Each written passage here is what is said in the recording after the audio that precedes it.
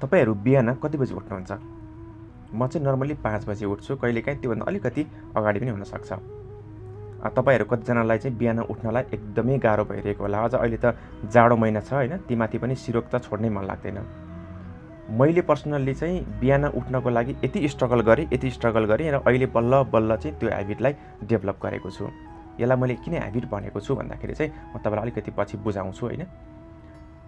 मैले यो habit develop गर्नको लागि चाहिँ के रियलाइज गरेँ, मैले पास्टमा गएर के रियलाइज गरेँ भन्दाखेरि चाहिँ म सानो छँदाखेरि मेरो आमा, दिदी, दाइहरू चाहिँ 4:30-5 बजे उठिसक्नुहुन्थ्यो।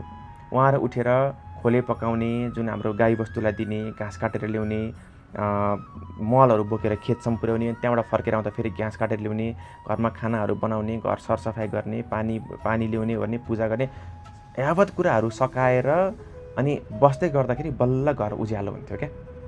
भनेको उज्यालो हुनुभन्दा अगाडि घरका यावत कामहरू चाहिँ दिदी, दाइ, आमाहरूले सकाइसक्नुहुन्थ्यो।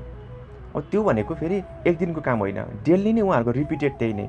हरेक बिहान आफै उठ्ने, आफै त्यो अनुसारले गर्ने। त्यति बेला अलार्म भन्ने कुरा पनि थिएन। त्यो माइन्डले आफै सेट गरेको अलार्म हो कि 4:30-5 बजे उठ्नुपर्छ भनेर।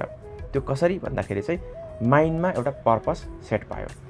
बिहान उठ्नु छ, मलाई यो काम गर्नु छ, मलाई यति बजे यहाँ पुग्नु छ, अनि बल्ल म टाइममा पुग्छु भनेर सुत्नुभन्दा अगाडि नै माइन्डले एउटा पर्पस सेट गर्यो।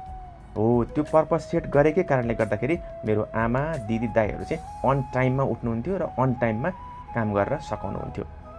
मैले भन्न खोजेको के भने तपाईँ कति बजे उठ्ने भन्ने कुरा चाहिँ तपाईँ कसरी सुत्नुहुन्छ भन्ने कुराले म्याटर गर्दछ। तपाईँ सुत्नुभन्दा अगाडि तपाईँको माइन्डमा एउटा पर्पस हुनु पऱ्यो कि बिहान उठेर के गर्ने, बिहान किन उठ्ने।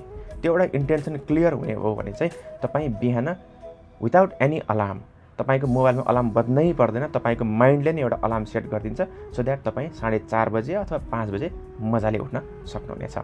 र तपाईँलाई यो पनि भनिदिउँ कि यो 1 दिन 2 दिन गरेर हुने कुरा होइन। तपाईँले आफ्नो माइन्डमा पर्पस सेट गर्दै, तपाईँले आफूलाई ट्रेन गर्दै लानुभयो भने चाहिँ बिहान चाँडै उठ्ने ह्याबिट बन्न जान्छ, जस्तो मेरो अहिले बनेको छ।